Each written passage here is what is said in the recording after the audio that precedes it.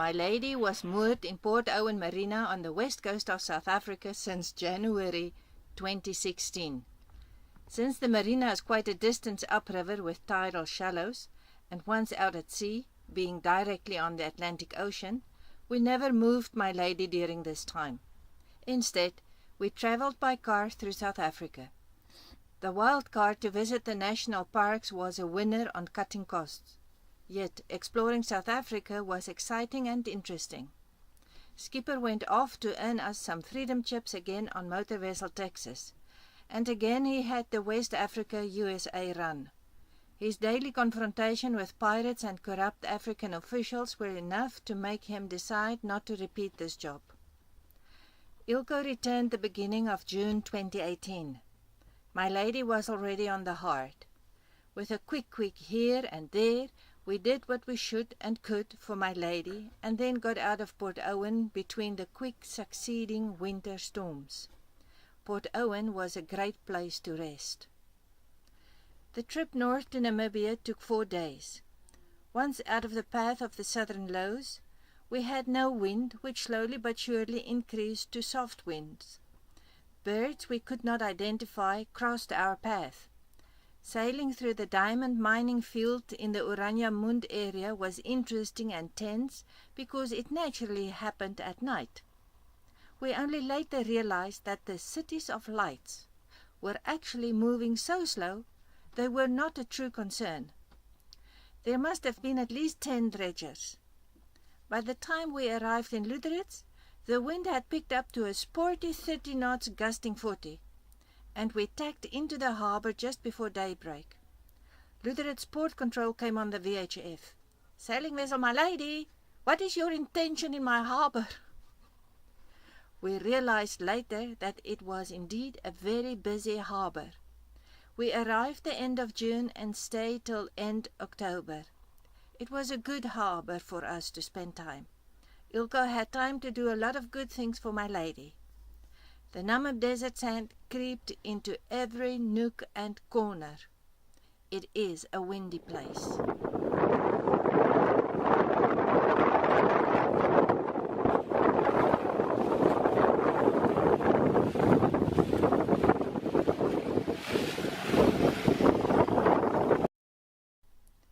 We made a safari with Road Trip Namibia. Ilko got landsick like Mylady gets seasick, and did not have a good time. Mylady thoroughly enjoyed the road trip through Namibia. Please watch and hear her stories.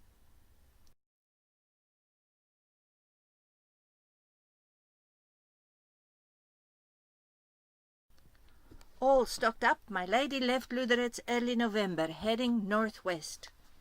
It should have been 10 knots all the way, and were 25 knots. Fortunately, from behind. We crossed paths with a few real big ships and was amazed at how high latitude we saw these albatrosses. We also sailed through fields of we don't know what. 11 days later we made landfall in St.Helena with the help of 45-knot bullets chasing down from the cliffs. The mooring field is actually on the Atlantic Ocean, with ocean conditions. Tying up between bullets and without dinghy to the huge pancake mooring was challenging. The water taxi was good. St. Helena was expensive. There was a 36-hour notice on the local radio before the 4-meter swell came rolling in. It was mighty impressive and stayed for 3 days. Even the ferry service stopped for a day. Getting on or off at the landing goes swinging with the aid of monkey ropes, which was another first-time experience for me and quite challenging. St. Helena has a lot of history, and we are happy about the tour we made of the island with Robert. The morning of our departure, we had a manta ray visiting Mylady. It was super special, especially when it circled Mylady a few times. We headed northwest for the Caribbean. Winds were southeast and light. Therefore, the wind generator did not have wind to work. It was grey weather most days. The batteries did not charge well at all. There were occasional sunny days. We sailed into a school of pilot whales. They came to check us out just like dolphins. But they didn't ride the bow wave, neither did they sing. Instead, they inspected the keel and surfed the following waves.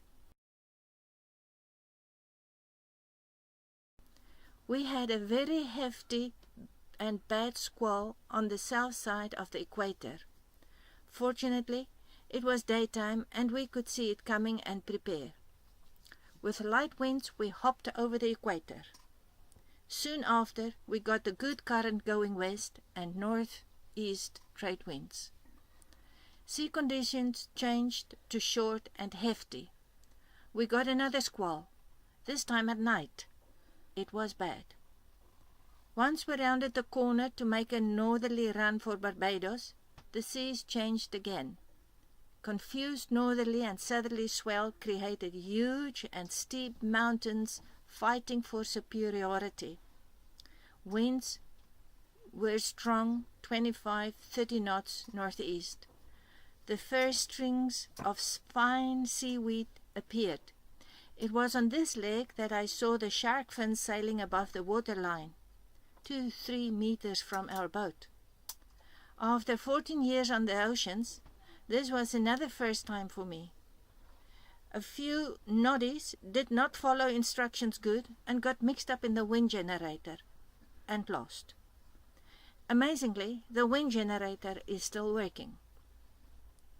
We changed our mind and decided to make landfall in Martinique, just 100 miles further north. We passed Barbados 31 December 2018 after 33 days at sea. Thanks for watching.